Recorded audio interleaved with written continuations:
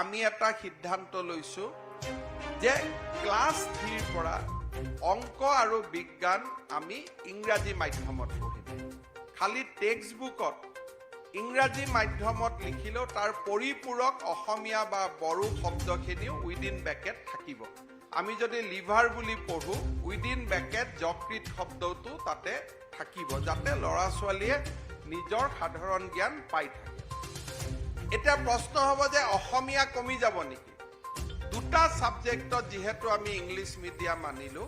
আমি নতুনকৈ অসমীয়া মিডিয়ামত দুটা সাবজেক্ট ইন্ট্ৰোডিউস কৰিলো সেইটো হ'ল ভূগোল আৰু বুৰঞ্জী সমাজ অধ্যয়ন পাঠ্যক্ৰমখন নোহোৱা হৈ যাব তাৰ জাগাত এতিয়াৰ পৰা আমি ভূগোল আৰু বুৰঞ্জী সকলোকে আমি শিকাবলৈ যত্ন কৰিম তাৰ ফলত আমাৰ মেট্ৰিকত 6খন পেপাৰ হ'ব এতিয়া 5+1 হৈ আছে এখন ইলেক্টিভ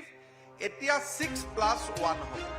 তাৰ মানে এমআইএল আৰু ইংৰাজী অসমীয়া কম্পালসৰি হৈ গ'ল ইংলিশ কম্পালসৰি হৈ গ'ল গণিত আৰু বিজ্ঞান আমি ইংৰাজীত শিকিলো